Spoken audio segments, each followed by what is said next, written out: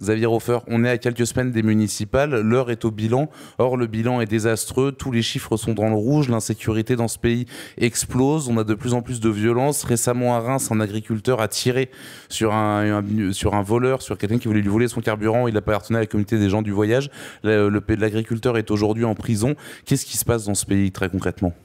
Il se passe que, comme je le répète souvent, et depuis genre 6 mois après son arrivée, on a réalisé assez vite, après son élection, que le président Macron ne comprenait pas bien tout l'aspect régalien du pouvoir.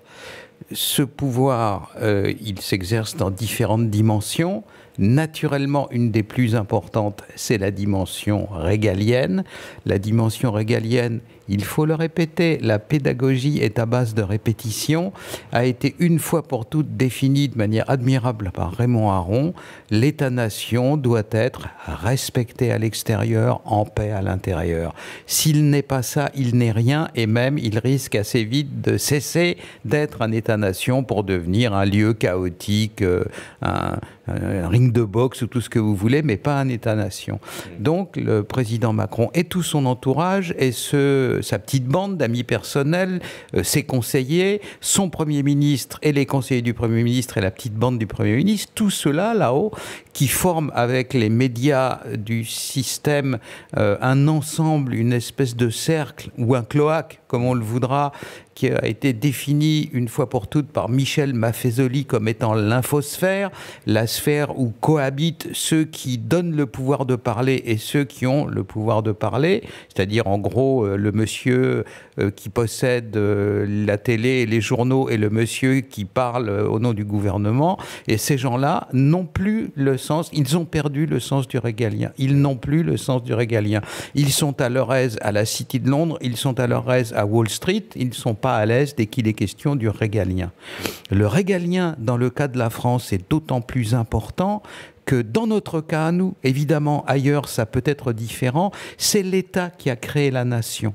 Ça n'est pas le contraire. Vous avez des nations européennes dont la forme a été dictée par la géographie, les îles britanniques, évidemment, avec ce que les Irlandais appellent la frontière de sel, il y a la mer tout autour, l'Espagne, une péninsule avec une chaîne de montagnes qui bat, l'Italie, pareil, et la France, c'est un État qui a créé une nation. À l'origine, un espèce de petit haricot au nord de Paris, entre Saint-Denis et Soissons, et 1000 ans après, eh bien, l'État-nation qui est devenu la France. Donc le régalien, dans notre mentalité nationale, dans notre inconscient national, est extrêmement important. Il ne faut jamais oublier ça.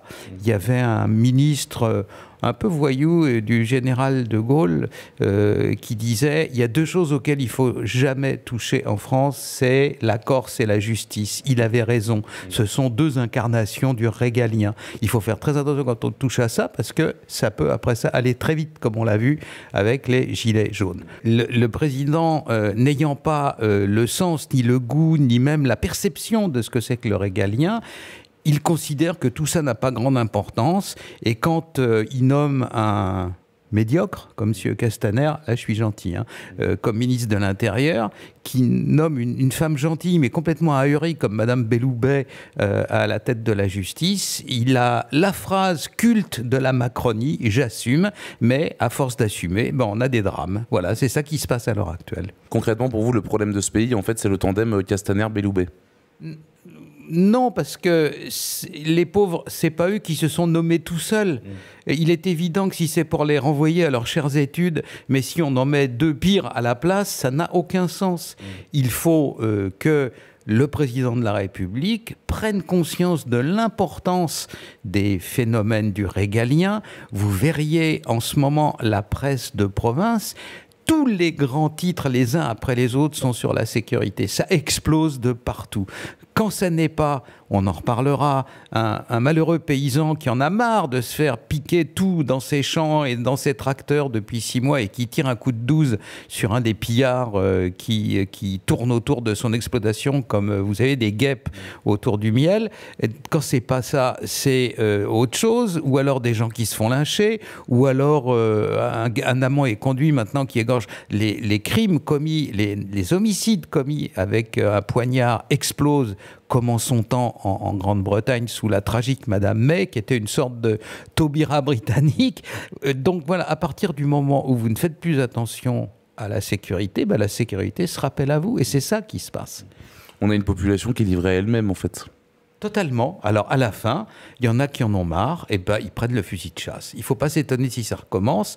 Et bien entendu, le sentiment d'injustice est d'autant plus fort que 100 fois, 1000 fois, des racailles dans les cités hors contrôle mettent le feu à peu près partout, font des déprédations immenses, brûlent des centres sportifs, des bâtiments administratifs, des annexes de mairie pour des millions d'euros, et que, naturellement, les arrestations sont très rares. Je collectionne.